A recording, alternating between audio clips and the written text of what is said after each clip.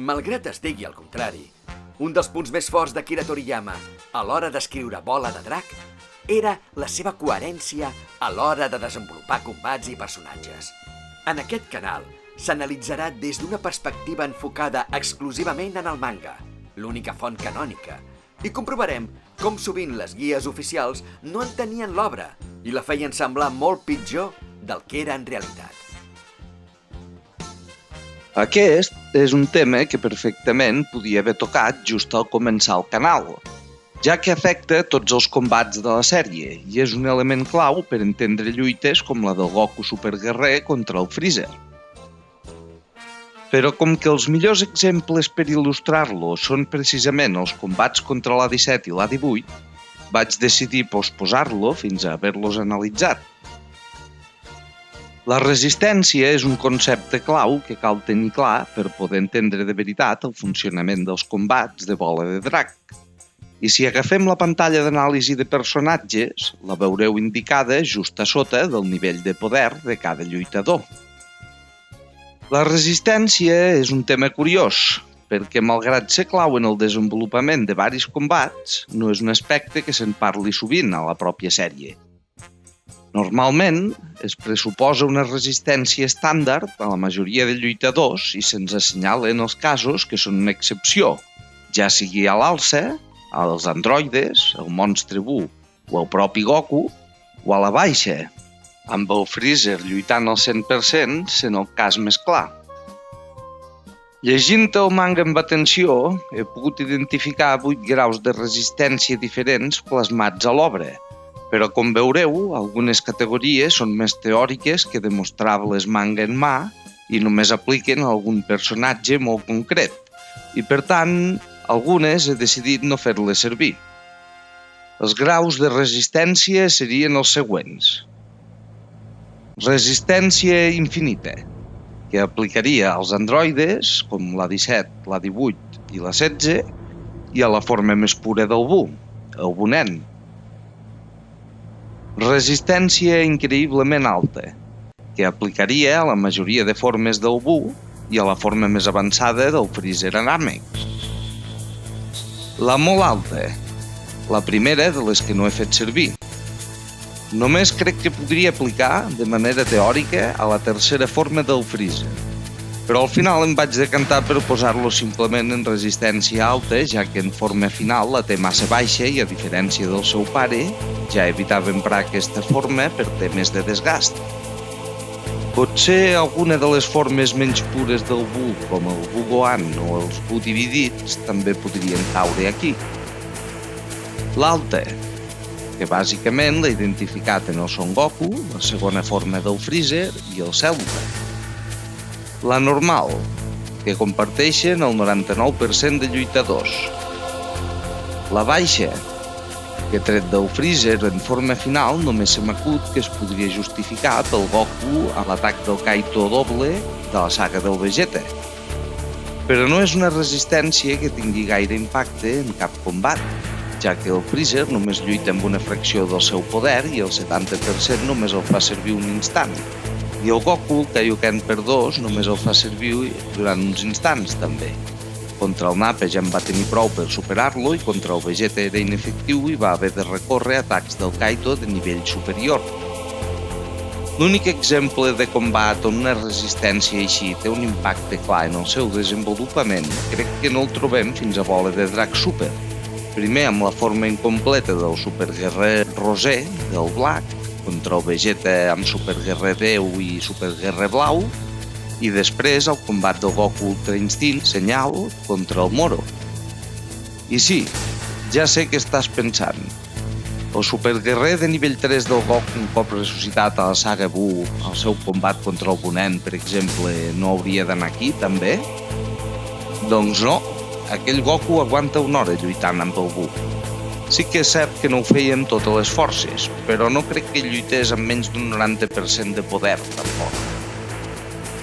Per qualsevol altre, sí que el Superguerrer de nivell 3 desentrenat l'hagués dut a aquest territori, però el Goku és un personatge amb una resistència més alta del normal, fet que s'estableix clarament al 23è torneig d'arts marcials durant el seu combat contra el cor petit i que es respecta durant tota la sèrie. I considerant l'hora que es va passar lluitant contra el Buu, gairebé al màxim, crec que cau dins la categoria de desgast normal. I finalment, la increïblement baixa, que aplicaria als nivells més alts de l'atac del Kaito del Goku, per 3 o més contra el Vegeta o per 20 contra el Freezer, o el Freezer de Namek quan lluita al màxim.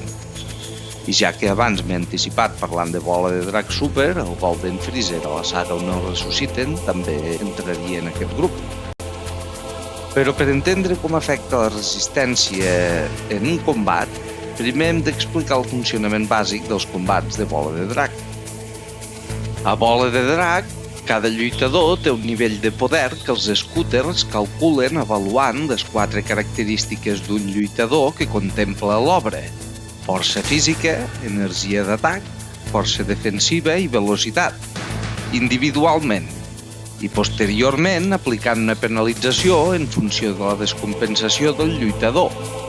Aquest tema el tinc explicat en profunditat al vídeo Scooters versus captar energies. Què és millor? Posem, per exemple, el Son Goku que arriba a Namek amb un poder de 90.000.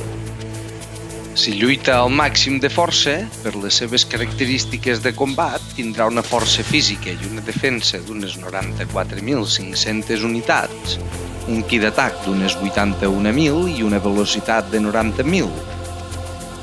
Però què passa quan el Goku decideix lluitar fent servir només 60.000 unitats perquè amb això ja en té de sobres i no vol cansar-se gens? Doncs el que passa és que les seves característiques escalen en la mateixa proporció que el seu poder. És a dir, la seva força i defensa passarien a ser equivalents a unes 63.000 unitats, i etc. Lògicament, en lluitar fent servir menys poder del total, el cos es cansa molt menys i la resistència augmenta. Hem de tenir en compte que la resistència que s'indica a la pantalla de personatge és la del lluitador quan lluita al màxim. Per això, el Freezer, que perd resistència a partir del 70%, en té dues de pantalles. Una per quan lluita al 70%, el seu màxim normal per no haver entrenat mai en sa vida, i la del 100% real forçant el cos. Ara imaginem-nos nosaltres mateixos anant a córrer. Podem córrer amb perspectives de fer quilòmetres, anant a un ritme en què ens sentim còmodes, o amb intenció d'anar tan ràpid com puguem, amb la conseqüència que acabarem esbufegant molt abans. Jo, personalment, dubto que arribi als 100 metres esprintant al màxim. Així de fet pols estic. Això el Goku també ho pot fer al marge de si està fent servir tot el poder o no. És a dir, el Goku amb 5.000 unitats de poder pot decidir anar a passejar amb la Chi-Chi o córrer al màxim, i el mateix pot fer amb 90.000. Passa que per passejar amb la Chi-Chi, amb 90.000, ho haurà de fer amb molta delicadesa o la deixarà enrere sense ni adonar-se'n. En canvi, si el que vol és anar ràpid, les 90.000 el permetran córrer molt més. En poques paraules, mentre que per un ésser viu normal i corrent, que sempre va al màxim del seu ki, el grau de cansament va entre estar relaxat o fer un gran esforç. Per algú que es controla el ki, el rang va des d'un estat de relaxació amb el ki rebaixat a un gran esforç amb el ki al màxim. Ara bé, en combat, el poder no només es veu afectat pel cansament. A Bola de Drac, les ferides rebudes també hi tenen un impacte directe. I com funciona el tema ferides? Bé, en aquest cas és molt més senzill. Perds força en funció de la gravetat de la ferida al marge del percentatge de força que estiguis fent servir quan te la fan.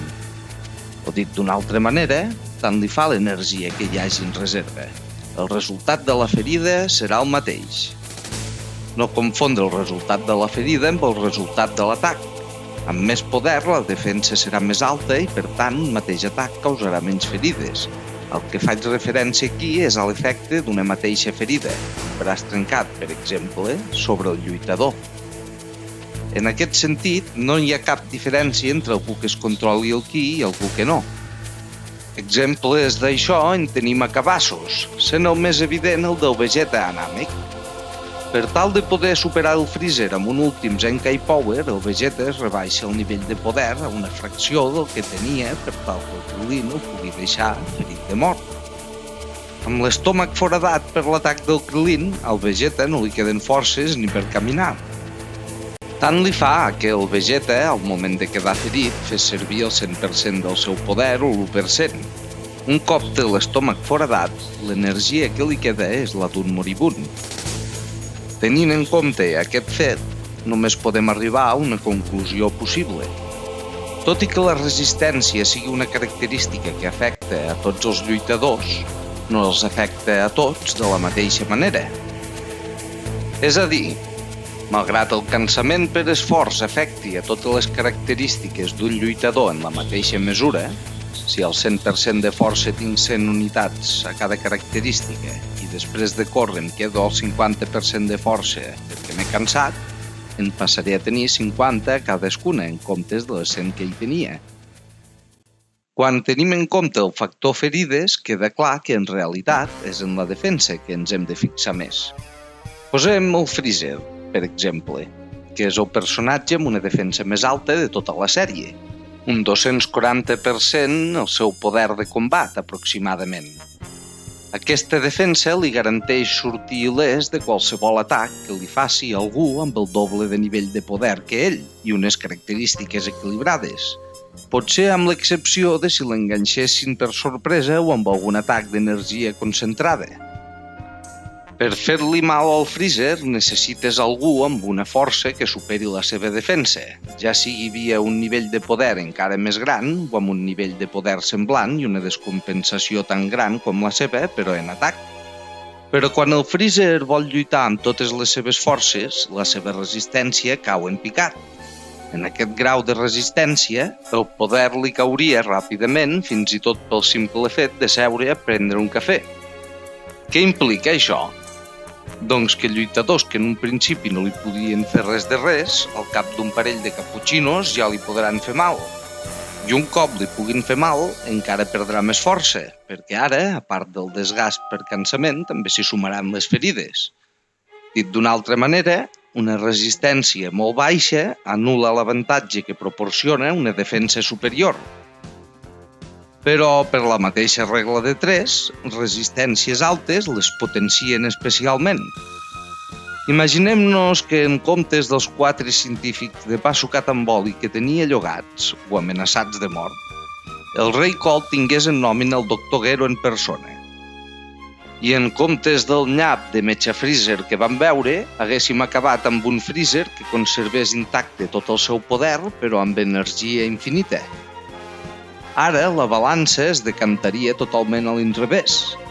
El que abans es resolia anant uns minuts a la defensiva, de sobte és una barrera insuperable perquè tot el que no siguin ferides que incapacitin el lluitador d'alguna manera passen a tenir 0 efecte. I com que el que determina què serà una ferida greu és la defensa, de sobte aquesta passa a ser pràcticament l'única característica que compta.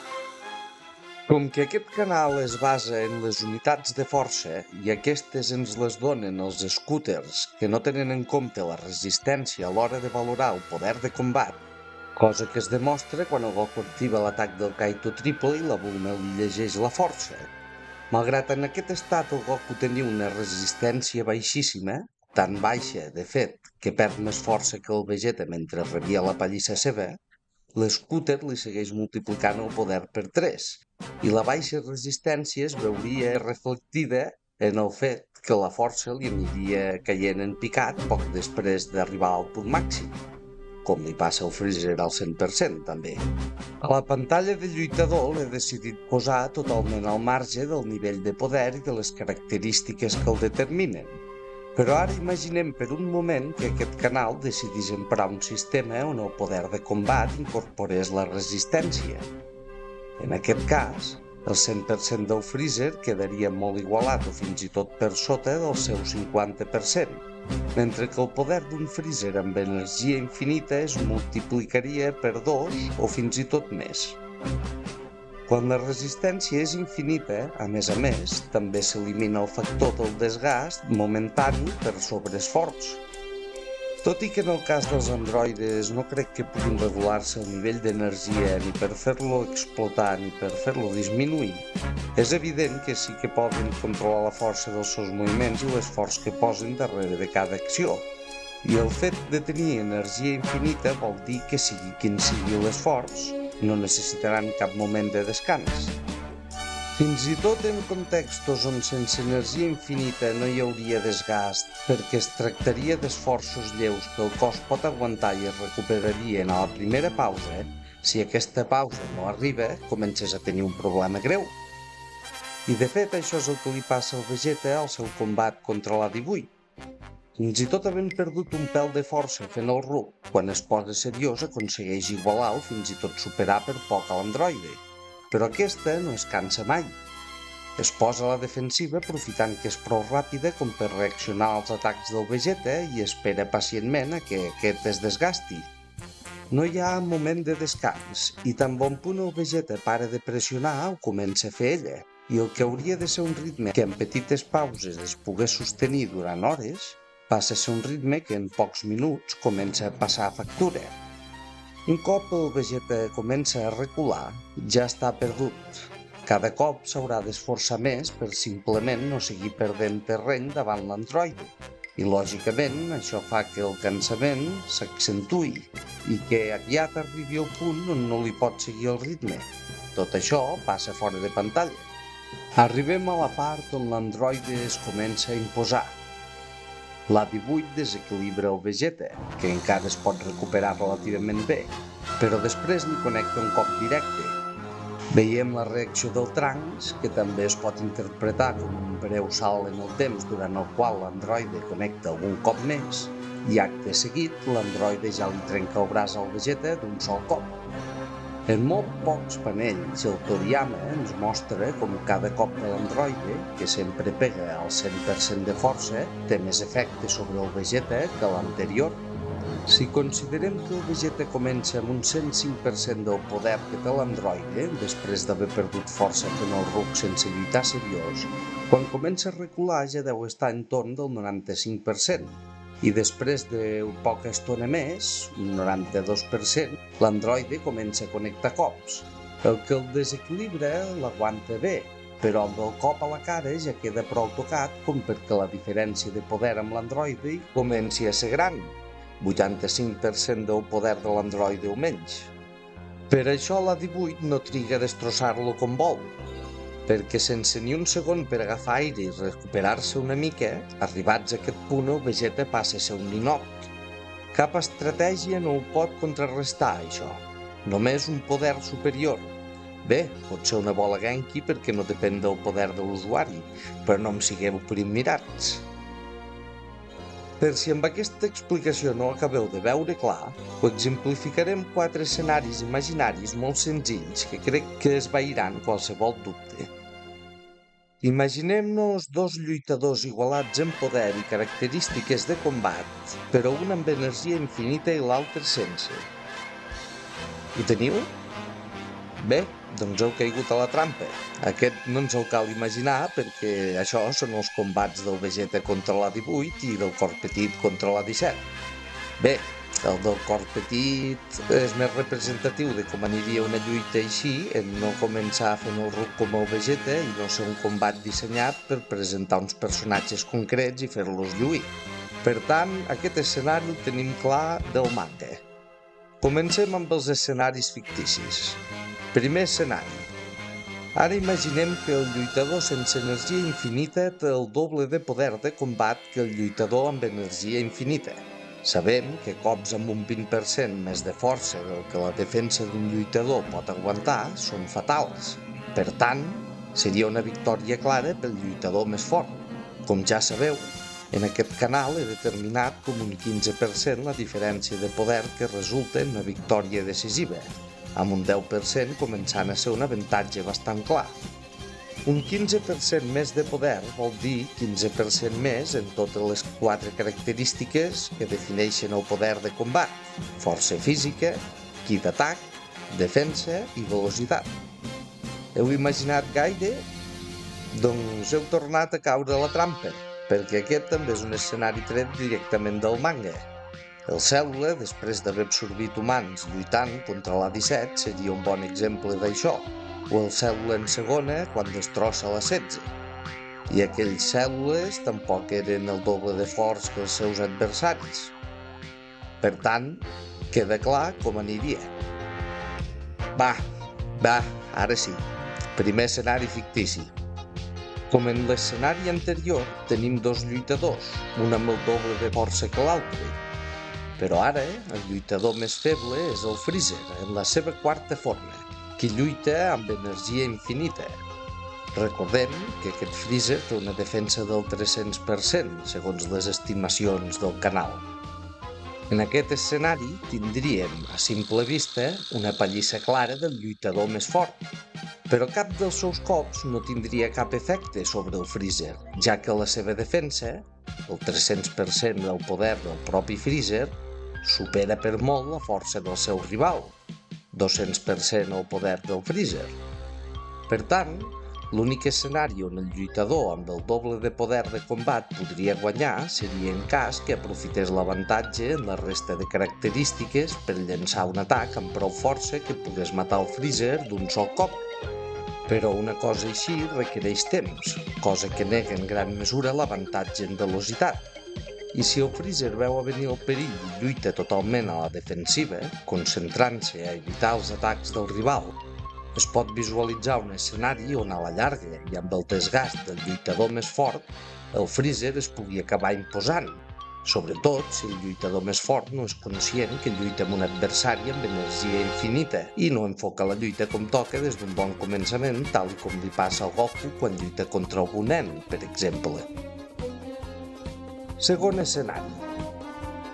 En comptes del Freezer amb energia infinita tenim el Boiler, un lluitador tan desequilibrat com el Freezer, però que en comptes de destacar en defensa ho fa en força física. Si amb una força del 240% toqués l'adversari, li podria fer molt mal, però amb una velocitat de només la meitat és impossible que el toqui, si no és que l'altre es deixi tocar. Recordem que l'avantatge decisiu el marca la línia del 15% cap amunt, tal com es pot veure en la lluita entre el Trunks en la seva forma musculada i el cèl·lula perfecte. Per tant, en aquest cas, l'energia infinita no ajudaria el nostre nou amic Boiler i la seva descompensació més del que ho faria si fos un lluitador equilibrat. En altres paraules, perdria de pallissa davant del lluitador més fort. En canvi, si en comptes de la força fos la velocitat però en vingués la descompensació, en ser una característica que es pot emprar defensivament per esquivar atacs, sí que es veuria més beneficiada per l'increment de resistència, però menys que la defensa, ja que els atacs d'àrea o altres maneres de contrarrestar velocitats altes serien devastadors amb una diferència de poder tan gran. Per tant, recapitulem.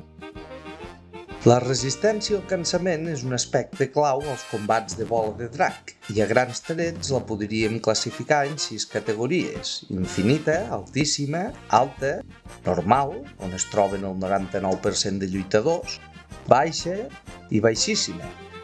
I tot i que té un efecte directe sobre totes les característiques de combat, degut al funcionament de les lluites de bola de drac on cada ferida resta poder, és en la defensa que el seu efecte s'accentua més, fent que els personatges defensius siguin els més beneficiats o perjudicats pel fet de tenir-la molt alta o molt baixa. I fins aquí el vídeo d'avui. Espero que l'hagueu trobat interessant i que ens veiem als propers. Salut!